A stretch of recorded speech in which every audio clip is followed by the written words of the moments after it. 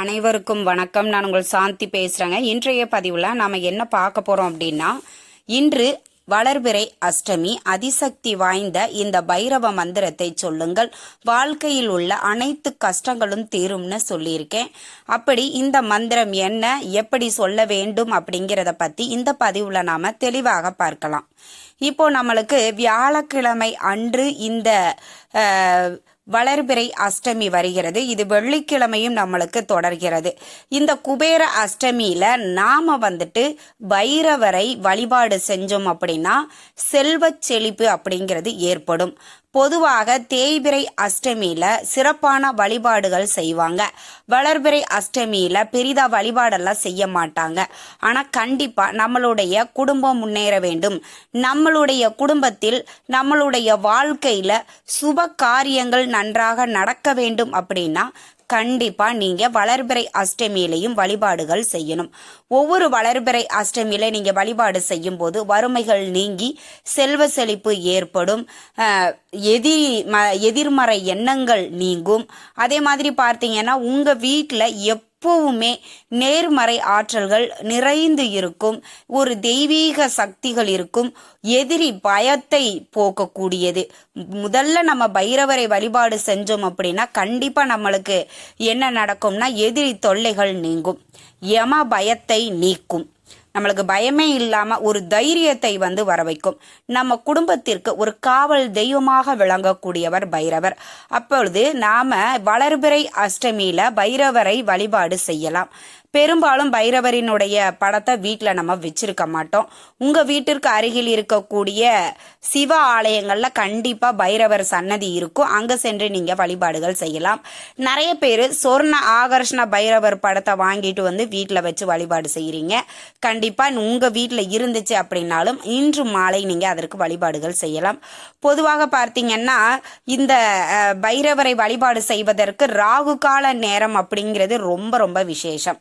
நீங்க அதை தவற விட்டுட்டீங்க அப்படின்னா மாலை 6 மணிக்கு மேல நீங்க இந்த வழிபாட்டை தாராளமாக செய்யலாம். பைரவருக்கு பார்த்தீங்கன்னா கருப்பு உளுந்து வடை ரொம்ப பிடிக்கும். செவ்வரளி பூக்கள் அந்த மாலை கட்டி சாத்தினீங்க அப்படின்னா ரொம்ப பிடிக்கும். செவ்வாழை பழம் கண்டிப்பா பைரவருக்கு வச்சு வழிபாடு செய்யுங்க. ஏன்னா அந்த பழம் பைரவருக்கு ரொம்பவே பிடித்தமானது. கடன் தீர வேண்டும் அப்படிங்கிறவங்க தயிர் சாதத்தை நீங்க நெய்வேத்தியமாக கடவுளுக்கு படைச்சிட்டு வீட்டில் நீங்க வழிபாடு செய்யறீங்கன்னா அக்கம் பக்கத்துல இருக்கிறவங்களுக்கு கொடுங்க. கோவில்ல செய்யறீங்க அப்படின்னா அங்க வரக்கூடிய பக்தர்களுக்கு நீங்க பிரசாதமாக கொடுக்கலாம். பைரவரை வழிபாடு செய்ய செய்ய நம்ம குடும்பத்துல முன்னேற்றத்தை ஏற்படுத்தும். கண்டிப்பா இந்த வளர்பிறை அஷ்டமியை எக்காரணத்தை கொண்டும் தவற விடாதீங்க.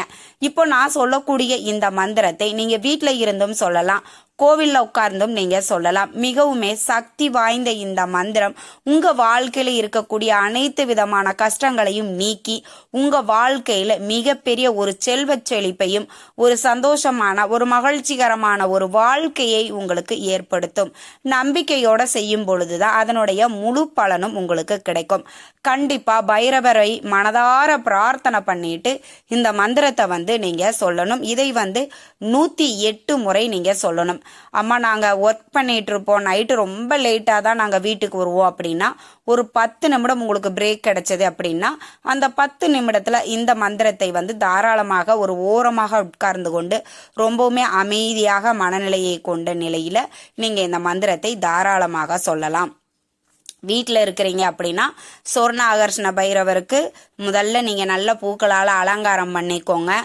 தீபம் நீங்க வீட்டில் ஏத்துறீங்க அப்படின்னா நல்லெண்ணெய் இல்லைன்னா நெய் விட்டு நீங்க ஏத்திக்கோங்க. அதற்கப்புறமாக பார்த்தீங்கன்னா நீங்க நைவேத்தியமாக உங்களால முடிந்ததை நீங்க வச்சுக்கலாம். வச்சுட்டு ஒரு துணி ஒரு விரிப்பு ஒன்று விரிச்சுக்கோங்க. அதற்கு மேல கிழக்கு இல்லைன்னா வடக்கு பக்கமாக அமர்ந்து கொண்டு இப்போ உங்களுக்கு டிஸ்பிளேல தெரிய வரும் இந்த மந்திரத்தை நீங்க 108 முறை பாராயணம் பண்ணணும். குறைந்தது 27 முறையாவது கண்டிப்பா நீங்க இந்த மந்திரத்தை பாராயணம் பண்ணணும். பைரவரை மனதார பிரார்த்தனை பண்ணிக்கோங்க. எங்க வீட்டுல இருக்கக்கூடிய அனைத்து விதமான கஷ்டங்களும் நீங்கி ஒரு செல்வ செழிப்பை ஏற்படுத்தணும். எனக்கு இருக்க பிரச்சனை எல்லாம் நீங்கி வாழ்க்கை நான் ரொம்ப சந்தோஷமாக இருக்க வேண்டும் அப்படின்னு மனதார பிரார்த்தனை பண்ணிட்டு இந்த மந்திரத்தை வந்து நீங்க சொல்ல ஆரம்பிங்க. கவுண்டிங்காக ஜபமாலை வச்சிருக்கிறீங்க அப்படின்னா அதை எடுத்துக்கலாம். இல்லைன்னா பூக்கள், பொட்டுக்கள், அது மாதிரி ஏதோ ஒன்று எடுத்து வச்சுக்கோங்க. இப்போ உங்களுக்கு டிஸ்பிளேல தெரியக்கூடிய இந்த மந்திரத்தை தான் 108 முறை நீங்க பாராயணம் பண்ணணும். ரொம்ப ரொம்ப சக்தி வாய்ந்ததுங்க. நீங்க இருக்கக்கூடிய இடத்துல இப்போ ஒர்க் பண்ணிட்டு இருக்கிறீங்க, டிராவல் பண்ணிட்டு இருக்கிறீங்க அப்படின்னா கூட அமைதியாக உட்கார்ந்து நீங்க இந்த மந்திரத்தை தாராளமாக சொல்லலாம். அதே மாதிரி கோவில்ல இருக்கிறீங்க அப்படின்னா ஒரு ஓரமாக நீங்க கோவில்ல சொல்லும் பொழுது எதையாவது ஒரு விரிப்பு ஒன்று விரிக்கணும்னு அவசியம் கிடையாது. அங்கேயே நீங்க ஒரு ஓரமாக உட்கார்ந்து கொண்டு இந்த மந்திரத்தை தாராளமாக பாராயணம் பண்ணலாம்.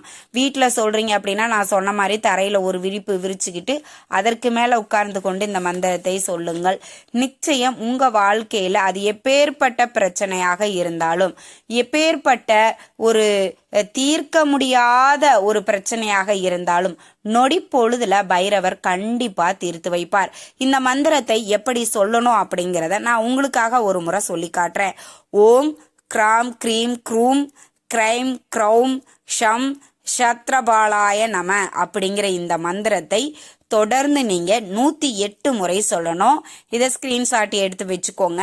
கண்டிப்பா இந்த மந்திரத்தை சொல்லும் பொழுது உங்களுக்குள்ளாரியே ஒரு புதுவித ஒரு அனுபவம், புதுவித ஒரு ஆற்றல் வந்து நிறைந்திருப்பதை உங்களால உணர முடியும். கண்டிப்பா ஒரு முறை வந்து நீங்க இதை ட்ரை பண்ணி பாருங்க. நிச்சயம் உங்களுக்கு வந்து அது கை மேல பலன் தரக்கூடியதாக இருக்கும். இன்றைய காலகட்டத்துல நம்ம வாழ்க்கையில பல பிரச்சனைகள் இருக்குது, பல தேவைகள் இருக்குது. எல்லாத்துக்குமே நாம முயற்சிகள் வந்து செஞ்சுக்கிட்டு தான் இருக்கோம். ஆனா எல்லாமே கைகூடுதா அப்படின்னு கேட்டா இல்லைங்களா? அதனால தெய்வத்தினுடைய அருள் நம்மளுக்கு இருக்கும் பட்சத்தில் நம்ம நினைத்த காரியங்கள் கண்டிப்பா நடக்கும். உங்க வாழ்க்கையில் இருக்கக்கூடிய பிரச்சனை தீரணும், கடன் பிரச்சனை தீர வேண்டும், செல்வ செழிப்பு ஏற்படணும், தொழில்ல வியாபாரத்துல அதிக லாபம் கிடைக்கணும் அப்படின்னு உங்களுடைய வேண்டுதல் பிரார்த்தனைகள் எதுவோ அதை மனதார பைரவர்கிட்ட பிரார்த்தனை பண்ணிட்டு இந்த மந்திரத்தை பாராயணம் பண்ணுங்கள். நிச்சயம் உங்களுக்கு நல்ல பலன்கள் கிடைக்கும். அசைவம் சாப்பிட்டிருந்தீங்க அப்படின்னா கண்டிப்பா இந்த மந்திரத்தை சொல்லக்கூடாது. பெண்கள் மாதவிடாய் காலத்துல இருக்கிறீங்க அப்படின்னாலும் நீங்களும் இந்த மந்திரத்தை சொல்லக்கூடாது. வரக்கூடிய அஷ்டமி நாட்கள்ல நீங்க தாராளமாக இந்த மந்திரத்தை சொல்லி பயன்பெறலாம். அதனால சுத்தபத்தமா இருக்கும் பொழுது மட்டும் தாங்க இந்த மந்திரத்தை உபயோகிக்கணும். அதை ஞாபகத்துல வச்சுக்கோங்க. நான் வந்து இந்த மந்திரத்தை சொல்லிட்டு அசைவம் சாப்பிடலாமா அப்படின்னா சாப்பிடலாம். ஆனால் முடிந்த வரைக்குமே இந்த அஷ்டமி திதிகள்ல, சஷ்டி, கிருத்திகை இது மாதிரி வரக்கூடிய விசேஷமான நாட்கள்ல அசைவத்தை தவிர்ப்பது தான் ரொம்பவே நல்ல ஒரு பலனை நம்மளுக்கு கொடுக்கும். இந்த தகவல் உங்களுக்கு ரொம்பவுமே பயனுள்ளதாக இருந்திருக்கும்னு நினைக்கிறேங்க. வீடியோ பிடிச்சிருந்தா லைக் பண்ணுங்க, ஷேர் பண்ணுங்க, கமெண்ட் பண்ணுங்க. இந்த பதிவை உங்களுடைய உற்றார் உறவினர்கள் நண்பர்களுக்கும் ஷேர் பண்ணுங்க. அவங்களும் பார்த்து பயன்பெறட்டும். நன்றி, வணக்கம்.